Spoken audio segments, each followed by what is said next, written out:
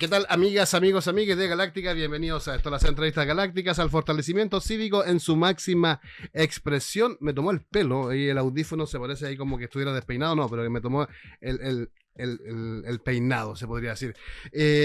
Conversando y fortaleciendo y haciendo el fortalecimiento cívico como lo desarrollamos acá en las entrevistas galácticas, ya cerrando el año, último viernes de lo que refiere este 2024, pero con un balance bastante positivo, podríamos decir, porque hemos ingresado a diferentes plataformas digitales para que ustedes, vecinas y vecinos, nos sigan a través del canal digital, como es en el sistema IPTV, y también en la aplicación móvil, donde ustedes ya no han descargado la aplicación de Radio Galáctica, donde nos pueden escuchar la radio, pueden ver el canal y también pueden leer las noticias de la provincia de San Antonio. En el día de hoy vamos a conversar junto a una autoridad de la región de Valparaíso, de nuestra región y también de nuestro país. Hablo de nuestro invitado, vamos a hablar de cosas muy interesantes. Junto a nosotros está el senador Juan Ignacio Latorre, acá en los estudios de Galáctica. Segunda vez que viene a los estudios, senador, un gusto que esté junto a nosotros acá en los estudios digitales de Galáctica. Hola Alfredo, un gusto también para mí, muchas gracias por la invitación y un saludo a toda la audiencia de Radio Galáctica y de toda la provincia de San Antonio, ¿no?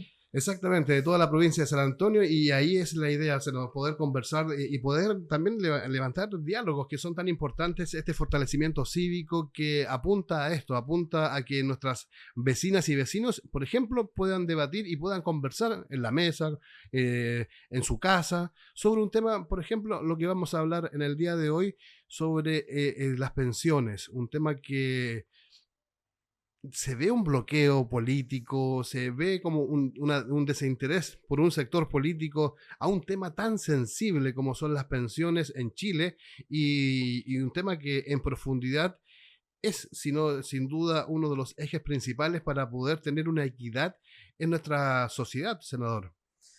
Sin duda alguna, yo creo que esta es una de las prioridades de la ciudadanía junto con la seguridad pública y la salud. Yo diría seguridad, salud y pensiones son las tres prioridades que aparecen en todos los estudios de opinión, porque en el fondo uno le pregunta no solo a las personas mayores que ya jubilaron y reciben pensiones de miseria, sino que también a los hijos de los jubilados, de las personas mayores, a los hijos, las hijas, las clases medias que tanto se habla en nuestro país, las familias trabajadoras, como ven muchas veces con angustia que sus padres no jubilan con pensiones de miseria y pasan la última etapa de su vida con muchas precariedades, y por tanto son también los familiares quienes tienen que hacerse cargo y con todas las dificultades que eso implica en nuestro país, ¿no? Con familias que ya están endeudadas, con los salarios que son bajos. Entonces es una realidad social muy compleja y que se viene arrastrando hace muchísimo tiempo. Si uno le pregunta a la gente cuánto tiempo desde que se instala en la agenda la necesidad de una reforma de pensiones, llevamos por lo menos 12 años. Claro.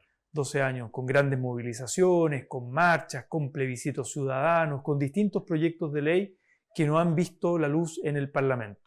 En el Senado se tomó un acuerdo, se votó un acuerdo vinculante para despachar el proyecto de pensiones en el mes de enero. Por tanto, lo que se está buscando en este momento, incluso en estos días de fiestas, ¿no? de Navidad, Año Nuevo, todavía hay conversaciones y negociaciones con la oposición. De hecho, ayer mismo me tocó participar de una reunión con la ministra Jara, con el ministro Marcel, con otros colegas del oficialismo, con equipos técnicos que están en las conversaciones con la oposición para ir buscando destrabar y llegar a un acuerdo para que se vote en el mes de enero el proyecto, pero con un acuerdo, es decir, que estén los votos para una mayoría que permita hacer una reforma de pensiones. De lo contrario, se va a votar, pero con el riesgo de que el proyecto se caiga o no avance, ¿no? Y en ese sentido yo creo que es importante también, a propósito de la pedagogía que usted dice, Alfredo, contarle a la gente cuánta plata están gastando las AFP en unas campañas millonarias todo el año. Esto no es de ahora, es de todo el año, 2024. La asociación de AFP, que en el fondo lo que hicieron la AFP es un invento, digamos, para burlar la fiscalización, porque crearon una asociación que es sin fines de lucro, donde cada AFP aporta recursos para crear la asociación, y ahí despliegan una serie de campañas comunicacionales para oponerse a la reforma de pensiones. O sea, los principales interesados en que fracase la reforma de pensiones son las AFP y es la asociación de AFP. Ahí está, usted lo está poniendo en los medios, 11.000 millones de pesos, 11.000 millones de pesos, que con tu plata, con tu cotización como trabajador y trabajadora, que todos los meses le pagas el 10% de tu salario como cotización a la AFP, pero además comisiones fijas, de esa plata, que es tuya, tu plata, gastaron 11.000 millones de pesos en publicidad durante el 2024 y buena parte de esos recursos fueron a parar a una campaña en contra de la reforma de pensiones. Si uno mira todos los portales web, YouTube, redes sociales, Facebook, Instagram, TikTok, las radios, todas las radios pagadas, agencias de comunicaciones, televisión, en todos lados han tapizado mensajes para oponerse a la reforma de pensiones o para tratar de influir para que, por ejemplo, vaya todo el aporte del empleador a las cuentas individuales y no tocar el negocio de las AFP, es decir, no regular nada de las industrias de las AFP, cosa de mantener su negocio tal cual, que ha sido muy lucrativo. Este año, 2024, han ganado más de 400.000 millones de pesos en utilidades las AFP. Por eso es una industria muy poderosa, oligopólica, son 7 empresas privadas con fines de lucro que se crearon a partir del decreto de ley 3500 de los años 80 en dictadura y han gozado de condiciones muy lucrativas, de grandes utilidades y por eso es un negocio redondo para ellos y no quieren que cambie el sistema. Totalmente de acuerdo con lo que refiere la opinión del senador Juan Ignacio Latorre, y es esto la idea, vecinas y vecinos, porque en estas conversaciones la información es vital para que se hable del tema, se conozca sobre lo que refiere este 6%, todos hablan del 6%, y de hecho me imagino que ustedes han visto las campañas que están desarrollando a través de la televisión y masivamente, y es los números que son también bastante amplios. Estamos hablando ya de fondo, los números, pero el trasfondo en sí es para que ustedes detrás logren confundirse y logren no entender el trasfondo de lo que refiere el trabajo legislativo, porque ahí podemos llegar también, senador, la importancia de un sistema de reparto que también le podría hacer a nuestro país. Claro, yo creo que es importante explicar cuáles son los componentes de la reforma que se está tramitando en el Senado, que presentó el gobierno del presidente Boric y que se traduce también en mejoras para la gente. Es decir, hay un componente que tiene que ver con la PGU, la Pensión Garantizada Universal, que sube de 214.000 pesos que está hoy día a 250.000 pesos, o sea, un aumento de 36.000 pesos aproximadamente. Eso ha aprobado la reforma y ahí el financiamiento es fiscal, es decir, el aporte es fiscal, ahí no lo aporta la AFP, la PGU la paga el Estado, la paga el IPS, ¿no? Y es aporte fiscal. ¿De dónde se obtienen los recursos? De un proyecto que aprobamos hace pocos meses atrás en el Parlamento que tiene que ver con el cumplimiento tributario, es decir, que las personas de más altos ingresos paguen lo que tienen que pagar en cuanto a impuestos, se disminuya la evasión y la elusión fiscal. Con ese financiamiento, con esos recursos extras que el Estado pretende recaudar a partir de ese proyecto que ya se aprobó de disminuir la evasión y la elusión fiscal, se permite financiar la PGU, que es de 250.000 pesos al 90% de la población de menores ingresos en nuestro país, o sea, es casi universal. Solo queda el 10% más rico fuera de recibir la PGU, pero llega a unas capas muy amplias de la sociedad con 250.000 pesos de base que pone el Estado. Es una pensión no contributiva. La edad de jubilación, eso sí, importante, es a los 65 años. Para hombres y para mujeres se recibe la PGU. Hay una demanda del mundo social de que esto ojalá disminuya a los 60 años. Esa es toda una discusión muy legítima, pero eso implica más recursos fiscales, porque el aporte, insisto, es del Estado y esto hay que pagarlo todos los meses y todos los años. Por eso es por ley, no es un bono que se paga o en marzo o en invierno, sino que se paga todos los meses y todos los años, que es 250.000 pesos en la PGU. Ese es un elemento. El otro... ¿Sí? Dígame. Lo escuchamos, el otro elemento. Bien, el otro componente de la reforma es el seguro social. Mire. Es crear un seguro social que dé garantías, que entregue beneficios definidos o garantías, que esto ocurre en todos los países desarrollados con los que nos gusta compararnos, que tienen sistemas de seguridad social hace mucho tiempo, que tienen un componente de solidaridad intergeneracional. ¿Qué significa esto? Que los más jóvenes, los trabajadores de hoy, ayudamos a pagar las pensiones de los jubilados. Hay subsidios cruzados entre jóvenes a personas mayores, de hombres a mujeres y de ricos a pobres. Eso es solidaridad, eso es seguro social que no existe en Chile y es crear un seguro social. ¿Y cómo se va a crear esto? Con el aporte del empleador. Del 6% del empleador iría 3 puntos a este seguro social para entregar beneficios definidos o garantías o subsidios cruzados, como decía anteriormente. Y ahí son beneficios bien concretos.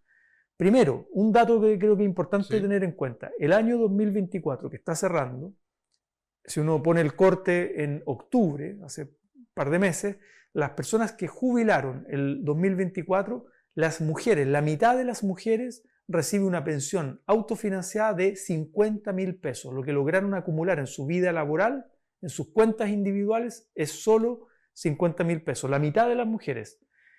Y los hombres es 150.000 pesos. O sea, ya hay una diferencia entre mujeres y hombres, pero con pensiones muy precarias, solo con capitalización individual. Por tanto, lo que quieren las AFP es que sigamos metiéndole más plata a la capitalización individual para tener un poquito mejor pensión autofinanciada en 20 o 30 años más para los futuros jubilados.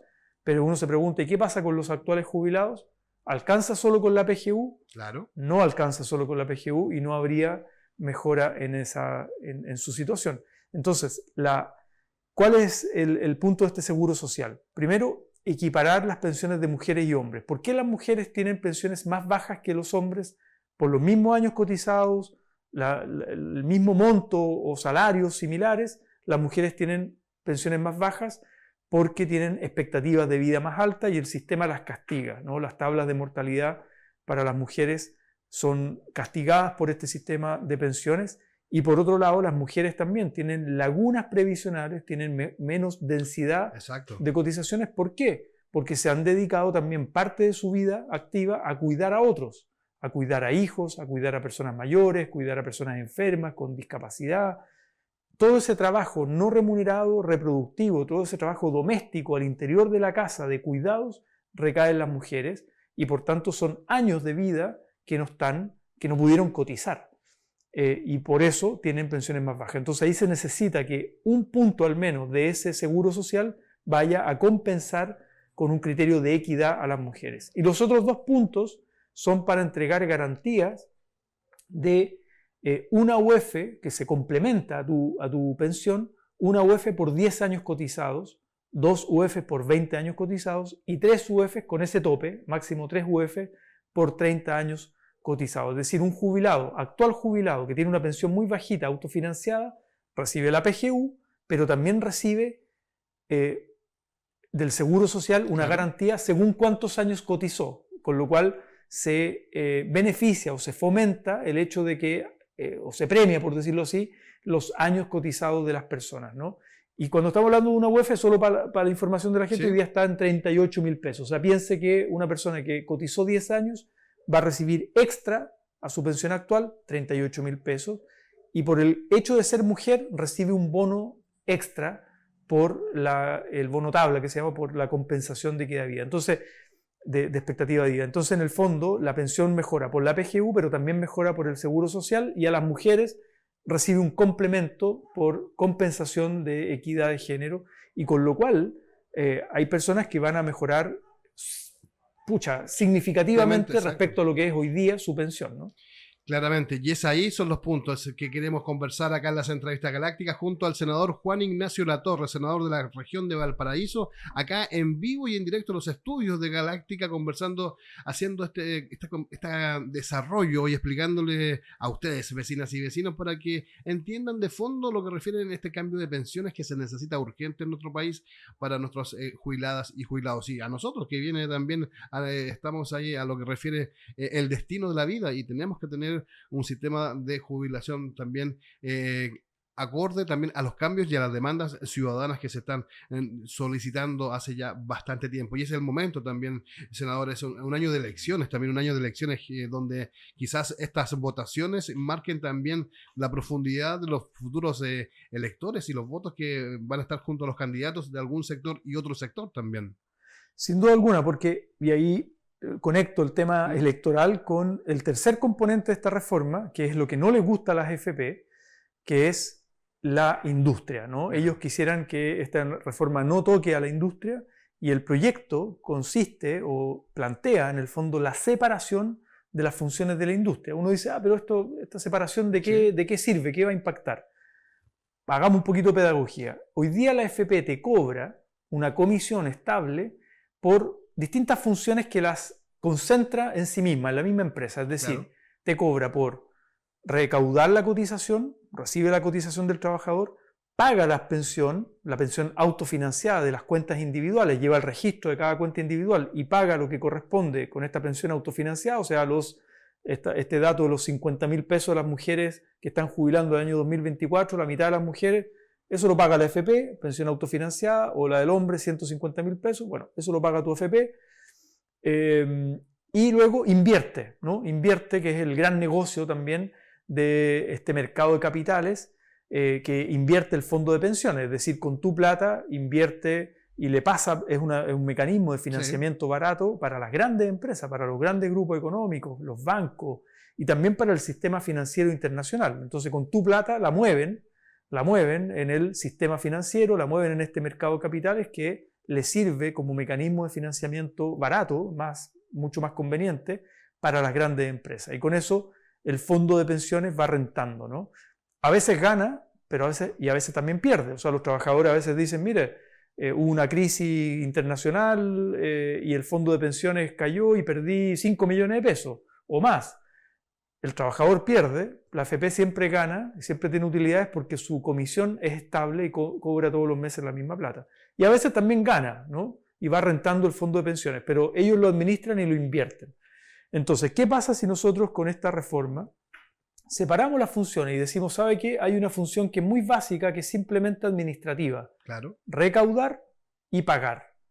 Que es un poquito lo que hace el IPS. El IPS no recauda directamente de la gente, pero sí paga la PGU. Exacto. Entonces, es una función muy simple, entre comillas simple, administrativa, estamos hablando de millones de personas, que es simplemente recaudar y pagar pensiones, administrar. Y por eso podrían cobrar también una comisión, pero bajan las comisiones. Y al mismo tiempo ingresan nuevos actores. Por ejemplo, puede ingresar un actor público. Que sería muy importante. ¿No? Un actor público. Y que la gente elija libremente si quiere estar en una entidad privada con fines de lucro o en una cooperativa. Podría entrar una cooperativa de trabajadores, podría entrar una empresa o una organización sin fines de lucro y también podría entrar una entidad pública del Estado. Y que la gente elija. Y además bajan las comisiones. Y luego tenemos la función de inversión, que es importante invertir el fondo de pensiones. Claro. Y ahí también podrían entrar distintos actores. Hoy día existe, por ejemplo, el Banco del Estado, que tiene un fondo de inversión, donde los trabajadores podrían decir, yo prefiero que la plata me la invierta el Banco del Estado, y con eso también indirectamente repercute en beneficios económicos para el país, porque el Banco del Estado es un banco que tiene sucursales en todo el país, tiene las cajas vecinas, tiene la cuenta RUT, tiene una línea de apoyo a las pymes, tiene líneas de crédito a los consumidores, es decir, es un banco público, ¿no? Exacto. Un banco público, no es el banco de Luxich, por poner un ejemplo.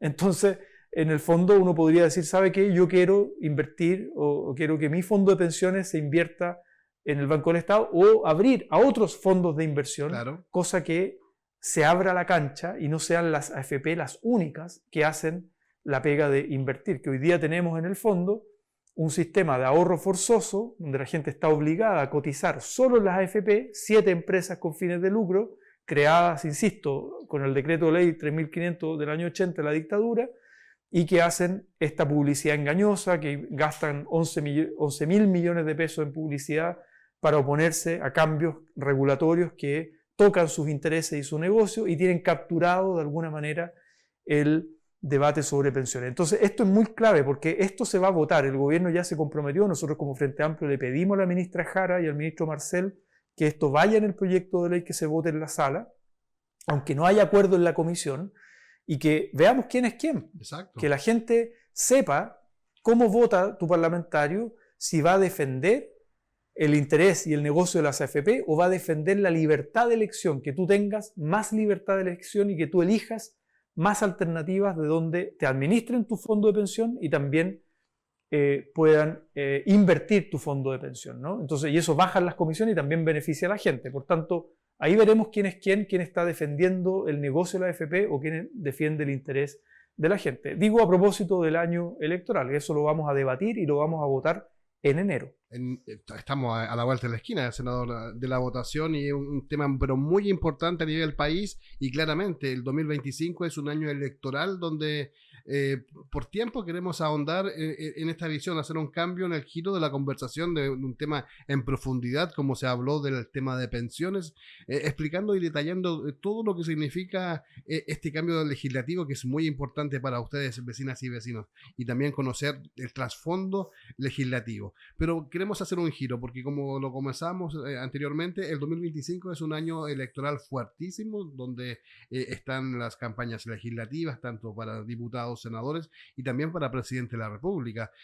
¿Cómo vemos al senador Juan Ignacio Latorre para el próximo año? Lo hemos leído también a través de medios, también a nivel nacional, con el gusto de tener la reelección, seguir trabajando legislativamente en la Cámara Alta, senador.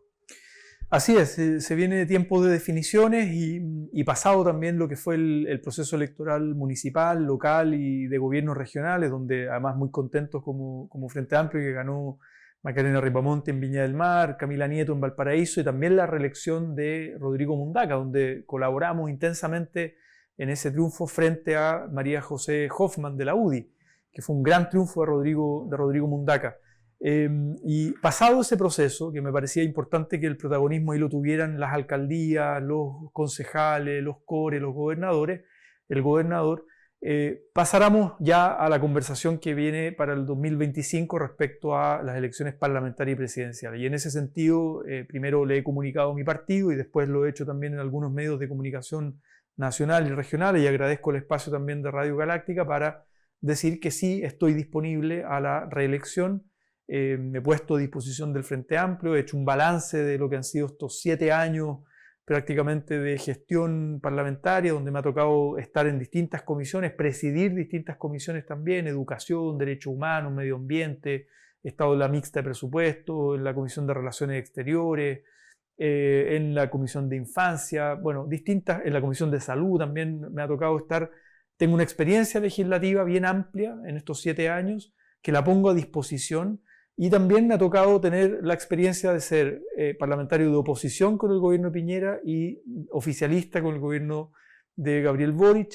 Y en el fondo yo lo que planteo es que necesitamos profundizar esta alianza entre la izquierda y la centroizquierda, que continúe un gobierno de cambios, de reformas, comprometido con el cambio social, pero que al mismo tiempo ese gobierno, y ojalá un ciclo de gobiernos reformistas, ¿no?, pro cambio social, que dure un ciclo de 8 años, que es lo que dura la legislatura del Senado, y que sea acompañado por una mayoría parlamentaria, una mayoría social y política que vaya empujando esos cambios, porque la verdad es que se pone muy cuesta arriba cuando eres gobierno, tienes un programa de gobierno, lo quieres implementar, pero eres minoría en el Parlamento. Por tanto, el llamado a la gente es que reflexione muy bien. Y mi tesis, en el fondo, lo que comparto como opinión, ¿no?, es que llevemos una candidatura única a primera vuelta, vía primarias, ¿no?, que exista una primaria, una construcción colectiva de un programa de gobierno que nos comprometa también a los partidos y a los parlamentarios, y una plantilla parlamentaria que acompañe a ese candidato o candidata presidencial y a ese futuro gobierno progresista para cambiar, ¿no?, la correlación de fuerzas que tenemos hoy día, donde, insisto, somos un gobierno que tiene un programa progresista, pero donde somos minoría en ambas cámaras, y eso lo decidió la gente. Entonces, el llamado para el 2025 es decir, apoyemos un gobierno que continúe y profundice los cambios sociales, pero que al mismo tiempo tenga una mayoría parlamentaria que lo acompañe y lo apoye, y en ese sentido yo pongo mi experiencia, mi disposición y todo este trabajo legislativo de estos años, el trabajo territorial en la región de Valparaíso, a disposición de ese proyecto colectivo.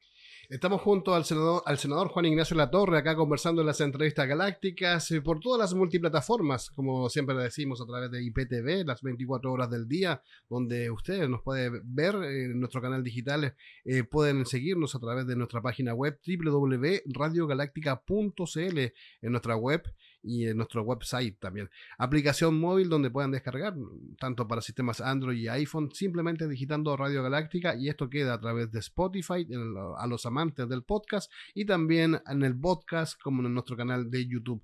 Toda la plataforma o la carnicería digital a disposición de ustedes, vecinas y vecinos, para que se fomente esto, la información, y que llegue a todos los espacios, y también que se haga el debate con la altura de mira también correspondiente. Dentro de lo que refiere a esta conversación, senador, ya nos dio la información, nos dejó acá esta información muy clara, va por la reelección, y ahí lo vamos a ver acá en la provincia de San Antonio, y también toda la experiencia, como usted menciona muy bien, del desarrollo y el trabajo legislativo, que es muy importante, con visiones transformadoras que van de la mano también de la ciudadanía, y eso es muy, muy importante. Y también, senador, queremos aprovechar la instancia, poner un tema de conversación de lo que refiere a San Antonio. San Antonio también tiene una mirada internacional. De hecho, se inauguró hace muy poco el puerto de Shanghái en Perú, con inversiones chinas, y Estados Unidos coloca sus ojos acá en San Antonio, también viendo la inversión de esta ruta marítimo, estas nuevas rutas marítimas que se empiezan a construir con el futuro. ¿Cómo lo ve usted, senador, acá en San Antonio, teniendo todo este potencial, como lo refiere el megapuerto?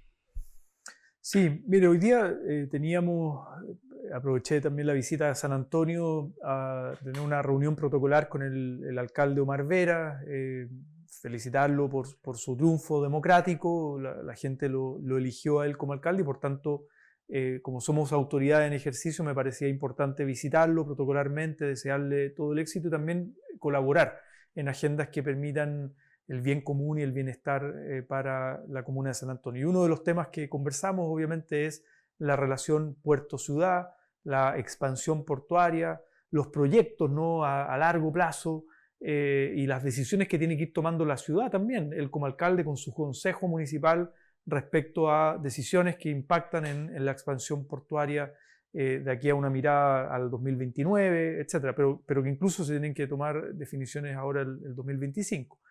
Y algo de lo que conversábamos es justamente aquello, en términos de Chile necesita modernizar su infraestructura portuaria. San Antonio es crucial, es estratégico, ¿no?, para el país en su conjunto. También Valparaíso, también los puertos terrestres, pero Chile tiene que modernizar su infraestructura portuaria.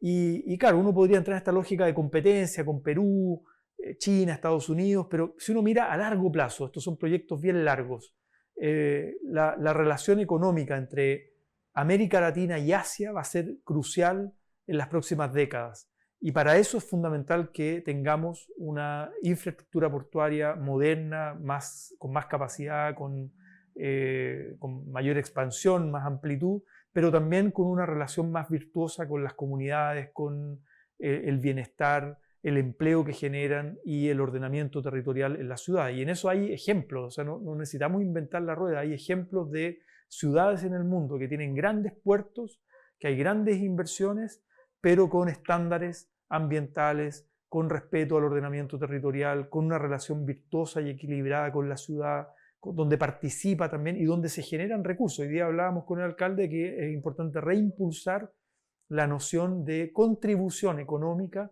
a las comunas y regiones donde operan los puertos, ¿no? Y eso es un debate país, y hay mecanismos tributarios por la vía legislativa, o hay mecanismos administrativos por la vía de las licitaciones, de las nuevas licitaciones, las bases en las licitaciones para la contribución económica a las ciudades puertos, ¿no? Entonces, son debates muy álgidos, pero que hay que tenerlos con una mirada de futuro y al mismo tiempo de respeto a la normativa vigente, y a la normativa ambiental y a las comunidades locales.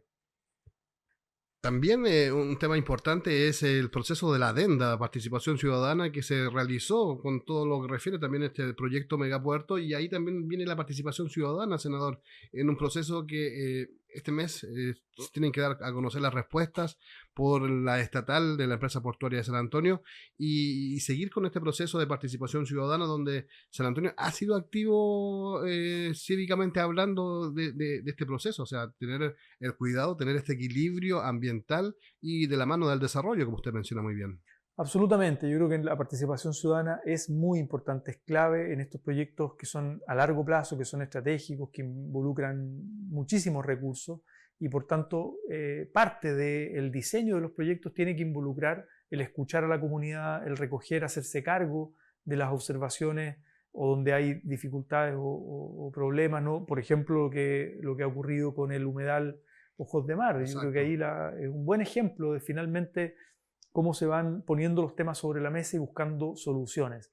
Y siempre creo yo con un ánimo constructivo, propositivo, no solo de la queja o la denuncia, sino que de la propuesta y la solución, ¿no? Y yo creo que en eso el sector privado, el sector público y la comunidad tenemos un rol, ¿no? Tenemos un rol en buscar soluciones para que los proyectos sean más viables y más cooperativos al final, o las mesas ciudadanas, ¿no? Las mesas ciudadanas que en el fondo levantan proyectos donde la empresa portuaria puede ser un socio estratégico de cofinanciar junto con el municipio, junto con el gobierno regional, junto con el Estado central, mejoras que sean estratégicas para el bienestar de la comunidad.